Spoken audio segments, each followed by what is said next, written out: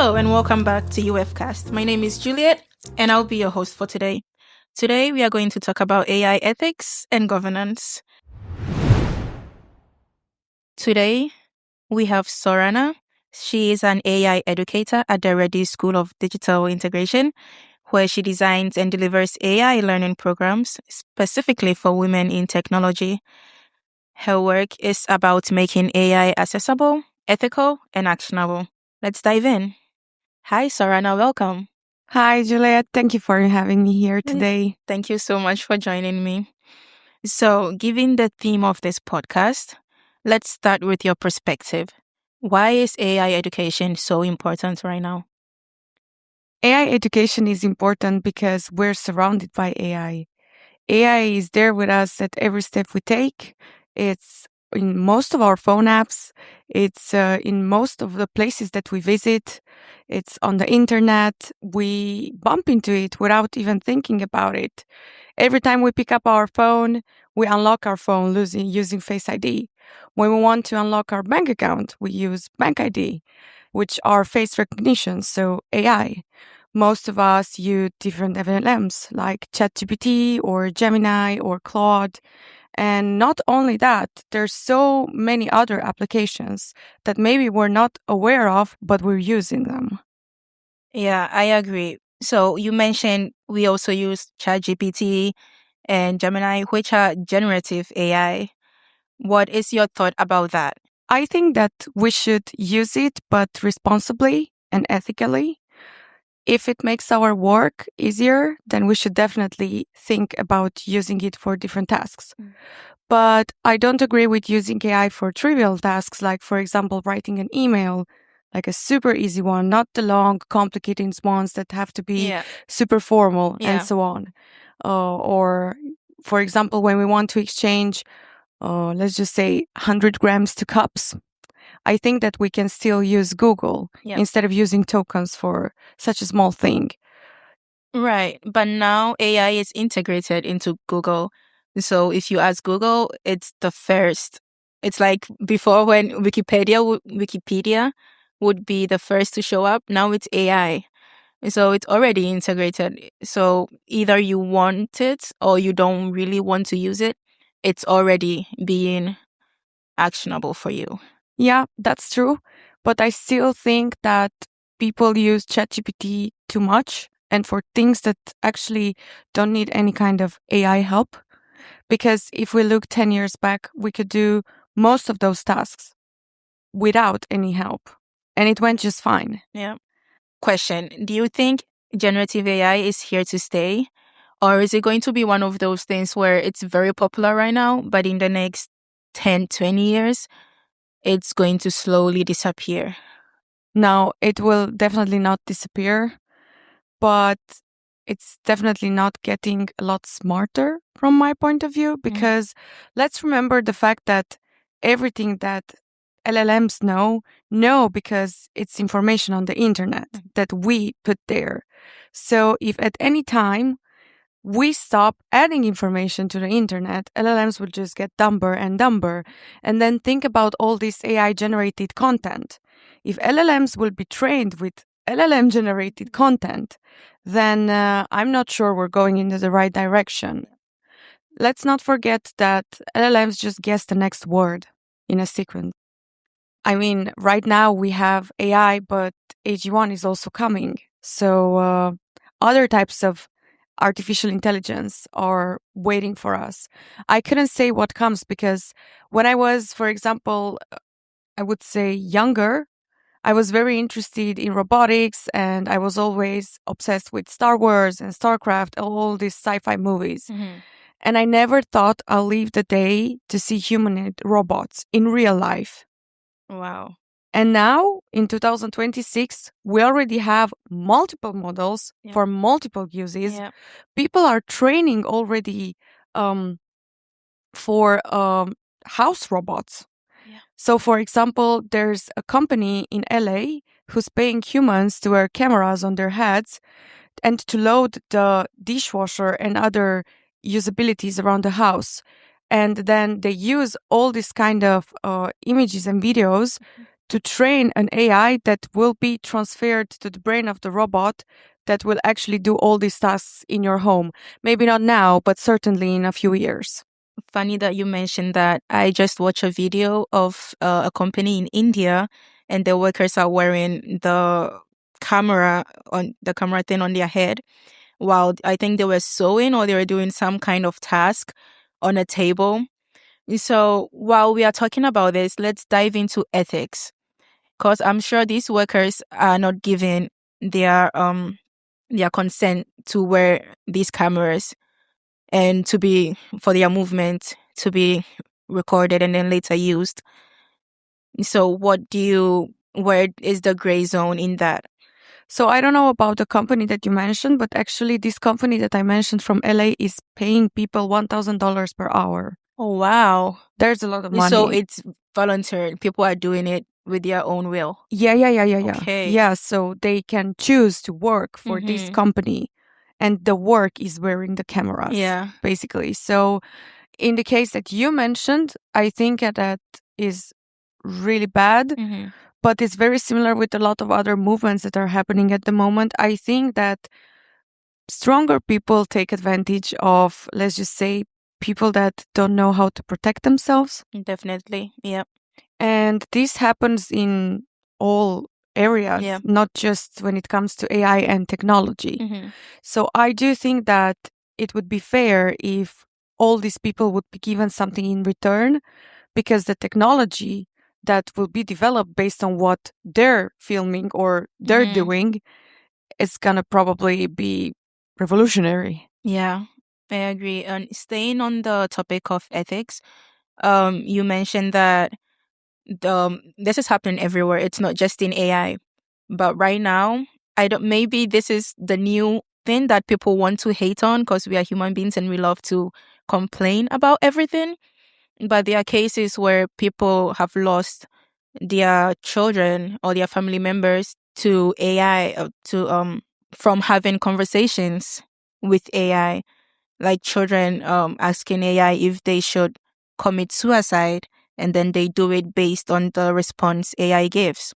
So in that case, is it the parents' fault for not having enough control over what their children do?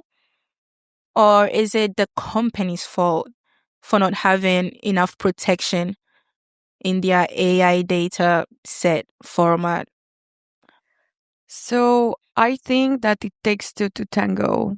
So whenever someone asks me about this hatred between humans and AI, I tell them I think it's a 50-50 situation. Because let's take a more optimistic example. Let's just say that you are curious to generate some art and you write an amazing prompt and you get an amazing piece. And then you start getting recognition for it. And it becomes popular enough so that other people, other artists see it. And then you find out that one of the artists that saw it accuses you of basically stealing it from them, because the AI that you use just copied something that already exists. Yeah. Which is bound to happen. Definitely, because if you use AI for anything, it's not a new idea. It's something that already exists. Exactly. So in this case, for example, I don't think that it's your fault that you wanted to test something new and to create something new. And at the same time, it's not the company's fault, because in the end, you gave your consent to use generative AI and you knew how generative AI works. And you knew that generative AI is trained on data that is available to all of us on the internet. So just as well, you could have found a picture and copied the artwork itself by yourself without AI. Yeah, it's definitely this person's fault, but we never take blame for the part that we played. Exactly. In situations like that. Exactly. So this is why I think that everybody should take responsibility. I think that in the case of the companies, they're getting better. Yeah. Because, for example, now, if you ask ChatGPT anything related to that, it will not reply anymore. It will not give you any more details about crimes, about murders, about different kind of stuff that was there before. So now all this kind of information is flagged.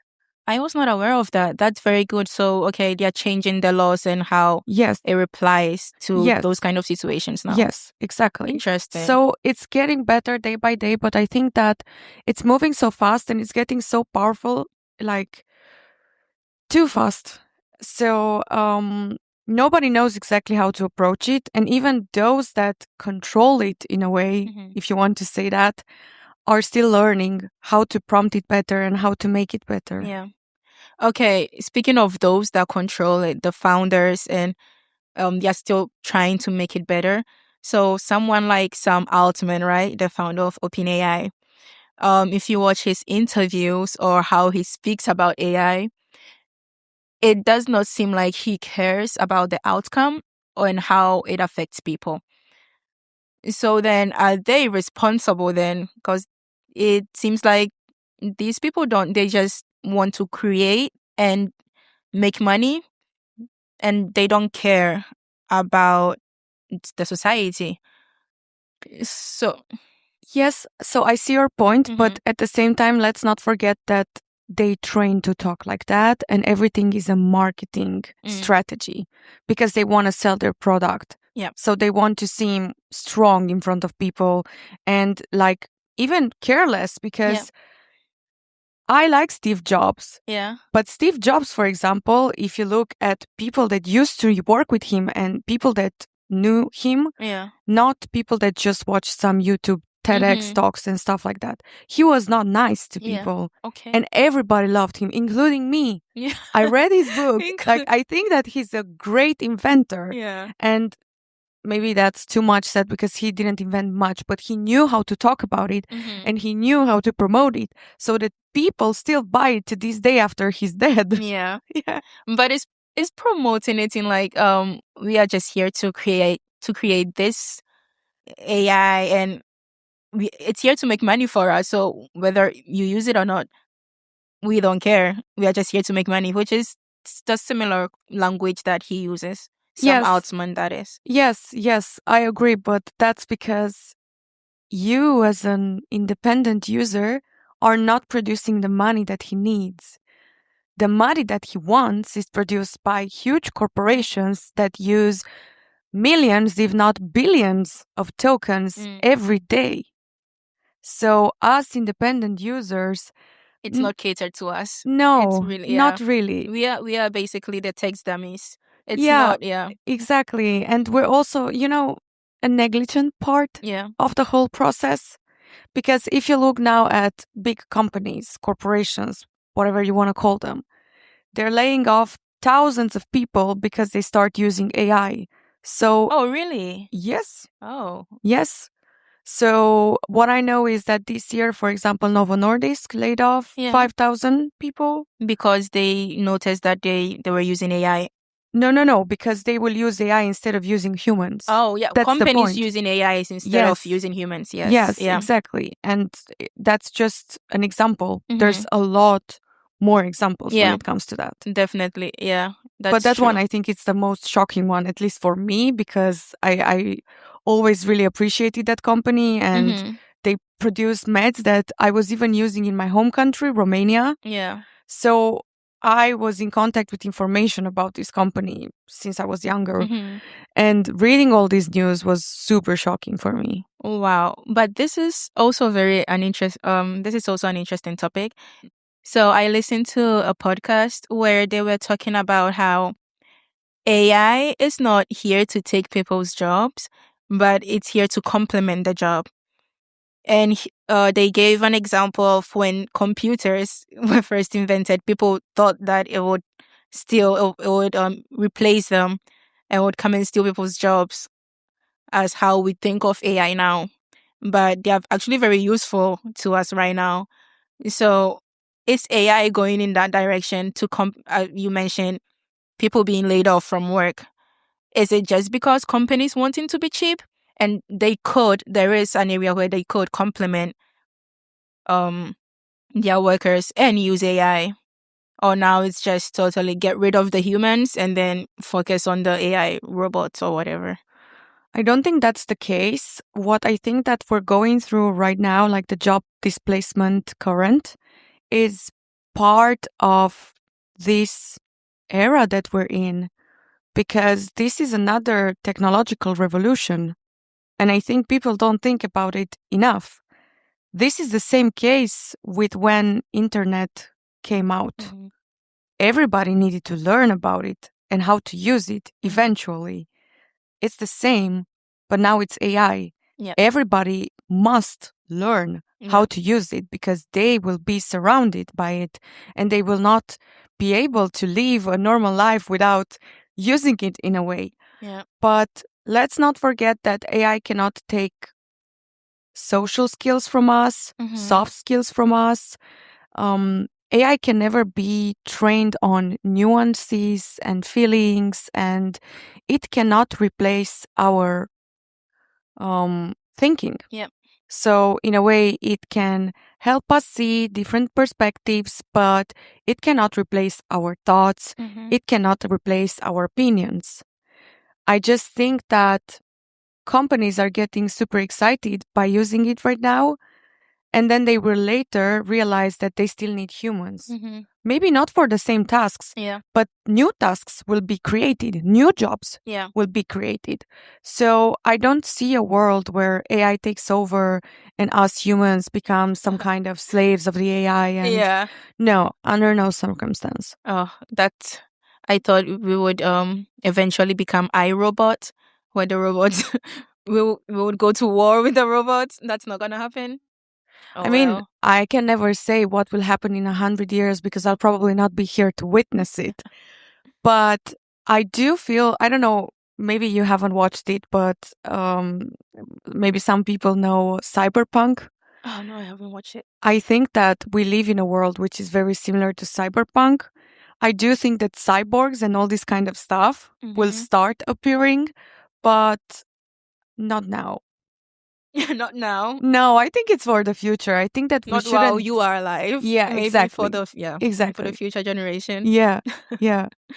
But my follow-up question is going to be, what do you think, or what's your perspective of the TikTok ban or other social media bans in certain countries like Australia? Should AI be banned like that for a certain group age, or is that also I wouldn't know how to answer this, but I definitely think that students don't need to use it until they finish high school. hmm, So when they go to university or when they reach a certain age, yeah, when they want to learn stuff more in depth, yeah, all right. But I don't see why students would need it in high school because I went through high school without AI and everything was just fine. yeah, And before me, my mom and my grandma and my great grandma and yeah, everybody went to school and they and finished did, high school without needing AI. So I yeah, think that if there's a ban, I wouldn't be necessarily unhappy. But when it comes to social media, yeah. that's something different. And especially when it comes to TikTok, I don't have an opinion because I don't have a TikTok account and I'm super against TikTok. Boo. No, I'm just Boo. kidding. Yeah. Okay. Well, yeah. It's just that I'm not very passionate about fast content. Mm, wow. But AI is kind of a fast content. I don't think so. I mean, at least not this kind of brain rot Yeah. content. Not Let's call it like that. not the one you use it in a more effective and professional way, not just like Yeah. yeah, as you described Yeah. earlier. Yeah. Yeah. Definitely. And I use it when I need it. Hmm. So So to head off, what is your goal in life? Like, what do you in 5 years? What do you expect to be doing with AI?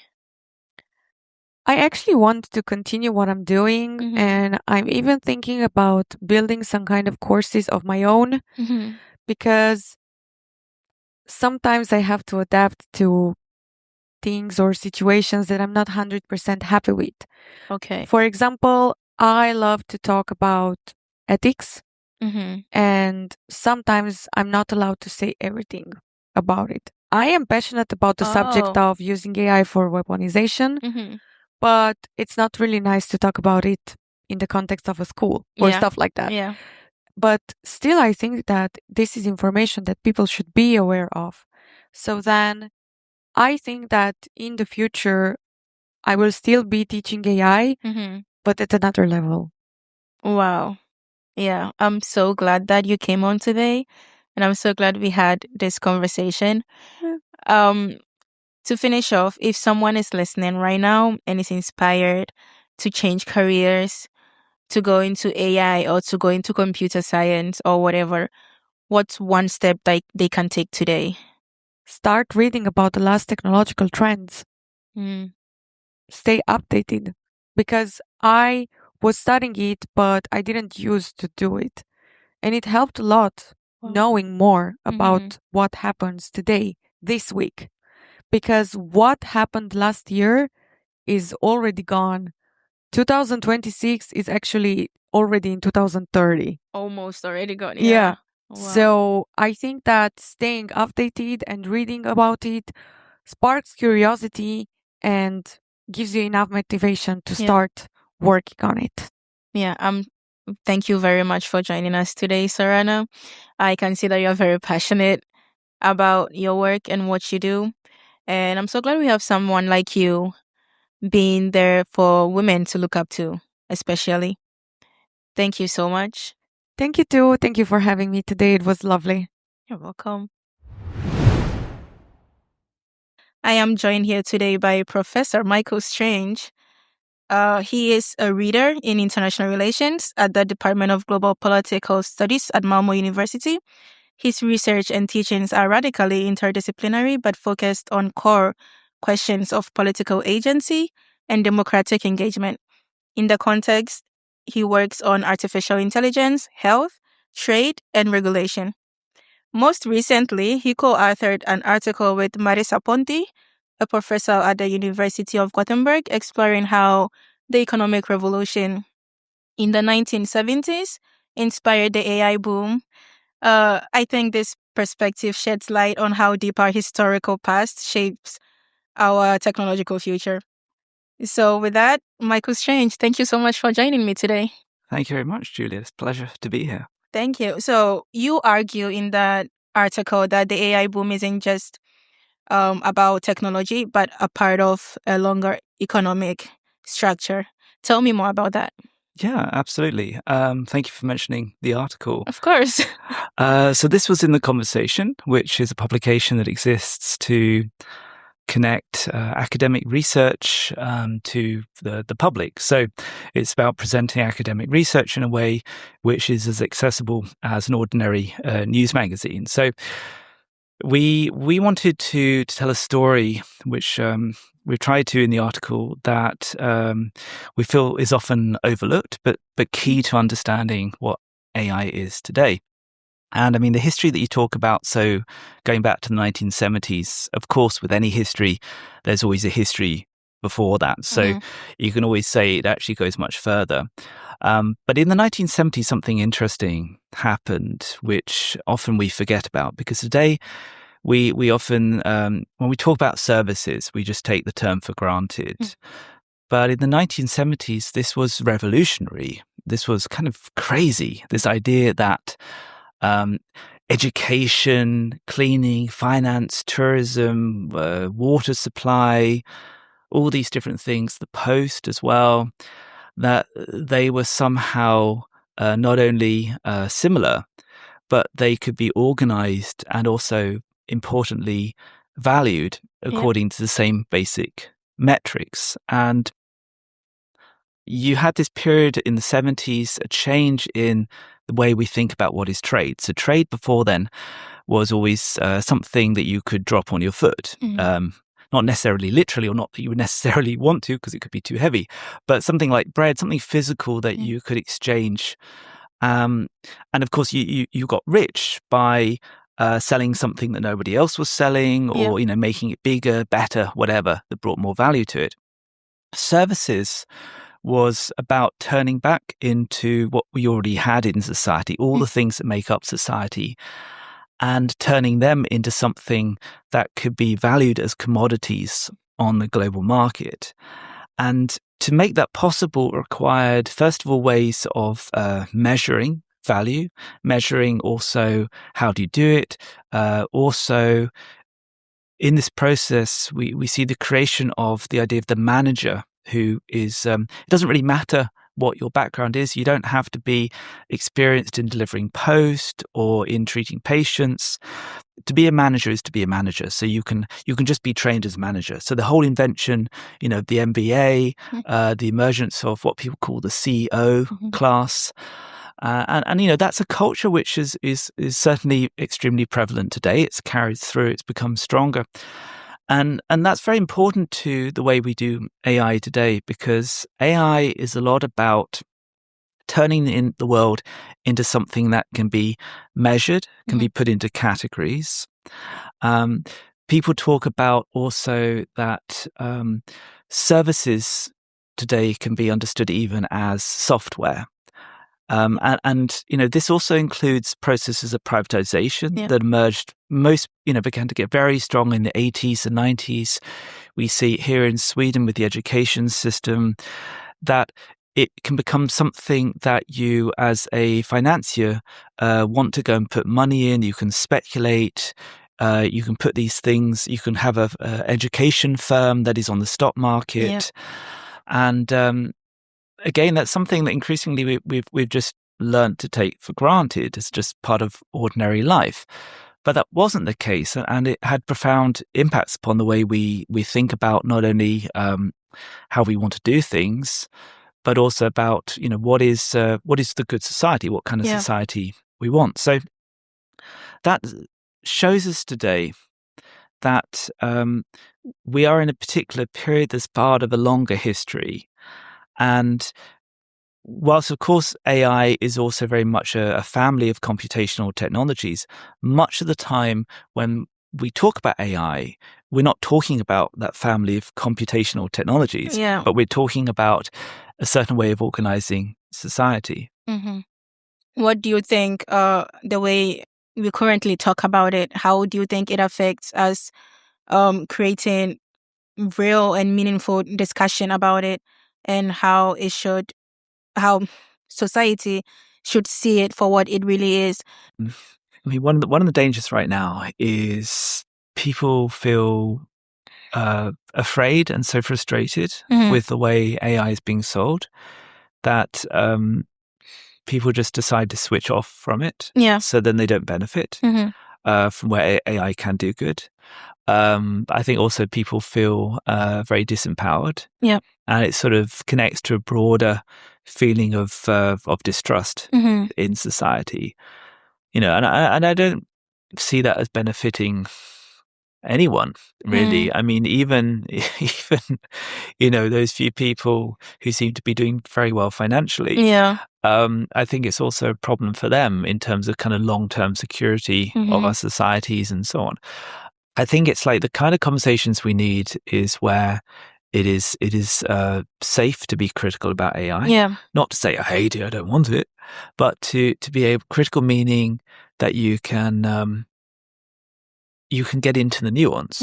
You can say, well, actually, what is it that we want? And so, you can imagine like thinking about, the local level. Where can we use this technology to do something that suits our community group? Why is it that, say, if you live in a street in Malmö, that if you want to understand, if you want to know about, if your neighbors are giving away some free wood that you need for your project, or if you want to find out, where, the student union is meeting up and so on, why is it that you have to go via a technology which is full of adverts, quite inconvenient in many cases?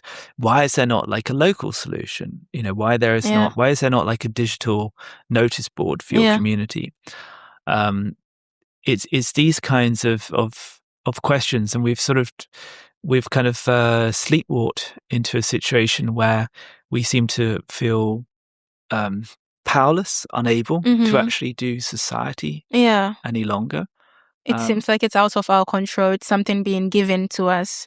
That we've just become passive users. And again, I don't think that's good for anybody. I mean, of course, it brings value to a certain small group. But again, in the long term, these people they're building themselves bunkers. They're terrified. And so it's not a sustainable solution. Yeah.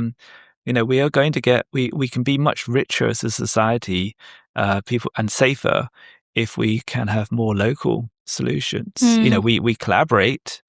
We can, there are types of uses of technology where it's much better that we do things sort of nationally or internationally. But in many cases, it's also just talking through what does this technology mean for our everyday lives. Yeah.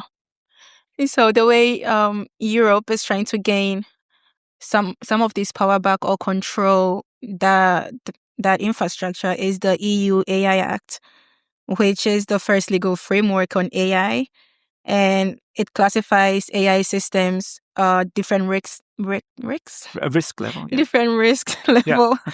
So do you think this framing helps or hinders the ability to critically assess AI's real world impact? That's a really good question, and it's a difficult one to answer because we haven't seen the Act implemented yet, or at least the effects of the Act because it's so new, and also it's subject to renegotiation right now because of the digital omnibus process. With any legislation, there's pros and cons. I think with the EU AI Act, one of the weaknesses, you could say, is that it doesn't speak more directly to the way AI is designed and developed. And of course, for those working in the industry, some will agree with that point. Some would be very strongly opposed because they would say, my gosh, you can't have regulation that is going to tell us what to do at that level because it would just destroy the space for innovation. So, I mean, what would that mean? What could that look like concretely? Well, I mean, one thing would be, if we're talking about sovereignty as building local capacity to create one's own tech, to create the startup that might be, really successful across the world. All the kinds of things that many people in that sector would hope for. Yeah. Then the first thing would be that we have space for lots and lots of people to participate in the development of that technology, which is potentially going to be used in their community, in their society. And so, we could ask, well, okay, how much space is there for this tech or the development stage to involve participation from society? I mean, both people to come in. We talk about the term AI literacy, where people are educated in this. They understand what it is. Yep. They understand where they can have a voice, where they can have a role. But the AI Act, as it is right now, there is very little space for participation. It's largely so limited to law. It's a very bureaucratic act, which in a way, again, is, you could say, inevitable. But on the other hand, I mean, you could imagine an alternative where it included more focus on, for example, one of the things within it is the regulatory sandbox. Yeah. So all member states are required to create a regulatory sandbox, which is meant to be where a company developing AI can come and basically test out their technology to explore potential risks. And this would be organized by a public authority. Wow. There's no requirement, though.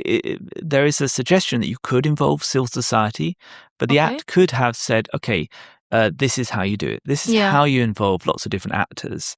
And we also want maybe sandboxes also at the local level. Yeah. And we can say we want the Act to ensure that there really is a strong local, as they call it, ecosystem around AI development. So people from lots of different parts of society can come in. And I mean, this is important because today we think of AI, and the way most AI is sort of, the AI we come across, it's developed by a very small group of people. Yeah. It's extremely elitist. But it doesn't have to be that way. If we want sovereignty, then it's about basically bringing more people into the process. So, I mean, what we really, really need is to look for those spaces where people can come in and also contest. They can say, nah, this technology is good, but I can see it's going to cause some problems. Yeah. So can we sort of fix it, we also, I mean, one other aspect that's important to know about with the Act is something called a fundamental rights impact assessment. What is that? So under the Act, every public authority, which includes, for example, Malmö University, when they are planning on using AI, they will be required to conduct one of these fundamental right impact assessments, which we don't quite know what it means. We have some idea from existing systems like this, but the AI office within the European Commission is still developing this. There will be a questionnaire. But there's a worry that it might just be a very kind of formal, very superficial process. Private companies using AI are not under this requirement. There was talk that they would be, but it's only public sector that has to do this, public authorities. But still, if you push this further, if the Act was developed more in this direction, then you could imagine that these impact assessments could be spaces where you would always bring in a range of different actors from society, different civil society organizations. But to do that, you need to be able to do it on a sustained basis. I mean, if Malmö University has something like this, do they involve the student union? In theory, they would. But what would the student union say if they're just brought in? It requires that people have time to understand what are the issues, what are the knowledge concerns, about it, the knowledge about it. Exactly. How do you think students should question AI when using it?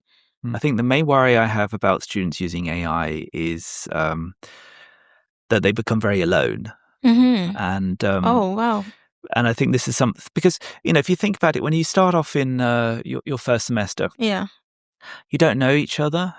You've got a new subject. Maybe you've studied it a bit in the past, but probably not very much. It's going to be very new.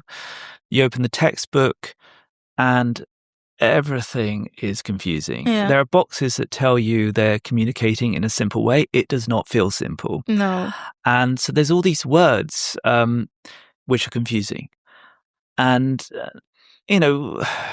humans, we have awkward conversations all the time. We talk with people about things that we don't really understand, things that are confusing. We talk to other people where we're trying to figure out how do they feel about something. And, that's how it is with learning as well. Traditionally, that, you'll talk to your classmates. You'll say, so, did you like the lecture? Oh, yeah. Okay. What did you think about this word? And then you're beginning to get into something interesting because and that's bravery, right? That you begin to hint that maybe there's something that you don't understand and you're hoping the person sitting next door to you in the lecture theatre that you're talking to in the break also understands. And they say, oh, well, I think I understood it this way. And then suddenly, oh, okay. Or you realize that actually they don't understand it, but actually you did and you didn't realize you did. And just talking with them, one thing happens is that you learn. The other thing is you suddenly realize, oh, this is actually someone I can trust. So maybe that person becomes your future husband. Maybe that person becomes your future employer because they later on go and create a business and you go and work for her or him and so on. So I mean, what I try to say to students is, what I try to avoid is, first of all, I don't want to say don't use AI because that's just stupid. It's unavoidable at this point. Yeah, and people have already used it. And but what I would say is, okay, every time you use AI to try and understand something from the textbooks or from your lecture notes, are you also having a conversation with another human directly? Because when you use AI, you are having a conversation with other humans, but you don't know who. It's a mishmash of other people's writings, and also all that influence from the people who's developed the technology. And the problem with that is that kind of, it's very anonymous. It's also that you don't have the senses which allow you to remember it so easily. Mm-hmm. So what they're also seeing, that people who use AI, I mean, you talk about with cognition, the effect on cognition, a lot of people who use AI in their to help them with understand concepts, they have problems with memory retention. Yeah. They can't remember it so well. It's much, and that's it's simple to understand why, because if you're talking to someone in a lecture theatre about a concept, Yeah. you're also smelling their breath. You can True, hear the yeah. air conditioning unit. You have the vibrations in the room, all these other senses that your body is picking up that you're not even maybe conscious of. Mm-hmm. But also sometimes with memory, you think of a concept. Oh yeah, that's the bad breath concept, or that's the minty concept. Again, it's a very human thing. Mm-hmm. It's how we work. It's all the things that we don't normally talk about because it's sort of embarrassing. We don't want to sort of pretend we get embarrassed about smells, but that's the reality. As you should. As one should. Yeah. Well, it's how our brains work. It's literally we build synapses in our brains based upon these senses. Yeah. And it's like with a house, if you don't have the right materials, it's going to fall apart. And it's the same thing with learning here. So I think AI is a fantastic tool in our educations if used the right way. Mm-hmm. But I would say, the first thing is to just make sure that you're not alone. And sometimes it could be as simple as saying to yourself, okay, I will try and not use AI without another human present. Mm-hmm. Whether it's, it's the person you're living with, your flatmates, or maybe you're in a study group. Yeah. Because also you need to be able to laugh at the AI. What we're seeing is the more AI has become more developed it's got, the more it's prone to hallucination. Mm-hmm. And the problem with AI is it looks nice and smooth. Mm-hmm. It's perfect grammar, perfect spelling, Yeah. nice sentences and all that. But often it lacks substantive meaning because it can't connect to context. One of the things we do when teaching is to get students to look at articles and critique them. Not to say this is rubbish, but to say what they're missing. Mm-hmm. Every article that's published is, in theoretically it's excellent because it's gone through the whole peer review process. Yeah. So let's just say they're all excellent. So, but they're also all open to being critiqued. Mm-hmm. Every piece of research should be critiqued. So this is what you can do. What you're doing at university is that you develop your critical thinking. Yep. And what you also hear from the tech CEOs is they say actually the thing that they could see AI cannot do, that humans will always be able to do better than AI, is critical thinking. Mm-hmm. So then your job is to, as someone approaching the labor market after education, is to build up that vocabulary, that confidence that you can say, what is critical thinking for you? So when you walk into a situation and you see a hell of a lot of information, a lot of outputs in written form or whatever form, maybe it's in media and images and videos, how can you look at that and basically tear it apart and rearrange it? Yep. Where can you say, yeah, that's good.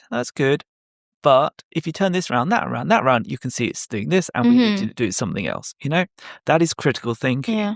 So, and that is something again which you can use AI to help you as a tool, because you can, for example, let's say you're in advertising and you use AI to help give you some ideas for a campaign. Yeah, sure, that's inspiration in the same way as going to a gallery but also, like reading novels. Not a lot of people read novels, but novels actually are one of the best ways to get ideas. Yeah. So I think as a graduate, what you need to do is to basically do the things that interesting people have always done. Read widely, read stuff different to what you would normally read. Let me write this down. That's a good idea. Have human conversations, and also just find your confidence. These days it's hard to do because we're told not to do this, but you need to find your confidence as an intellectual. Be proud that you're an intellectual. Be proud what intellectual is. It doesn't mean that you're more intelligent than other people. Being an intellectual is not about your qualifications. Being an intellectual is about that you have sought to to learn more, Yeah. that you're open to learning, that you want to also learn more and learn better. Yeah. You want to critique everything that you've learned. You want to prove, in a sense, everything that you've learned is wrong, and learn it in a new way and build on that, so you don't sort of stop. Yeah. And I mean, that's how you show your value to an employer. Again, I mean, the danger we face is not everybody's going to have that opportunity, but the best you can do is at least make sure that when you get those opportunities, that you really can go in and show them that you can think differently. And so that's Certainly. about Yeah. practicing that. Certainly. But then if these entry-level jobs are being taken away from us, how can we practice that? Yeah, and I think, I mean, in the long term, the entry-level jobs will have to come back. Hopefully. Fingers crossed. Fingers crossed. But no, you're right. I mean, you're right. I mean, and that is where company bosses have a lot of responsibility. That a recession is not inevitable. Yeah. It's a decision that's made, and it's a decision that might be made sort of outside of any country's borders, but at the same time, it's not helped if all the different companies go for a short-term solution and sort of create a recession. All right, Michael. This has been very insightful. Thank you so much for joining me today. Thank you for the conversation. Of course. Thank you so much for listening to this episode on AI. Remember to follow us on Spotify, YouTube, and Insta at UF Malmo. See you in the next episode.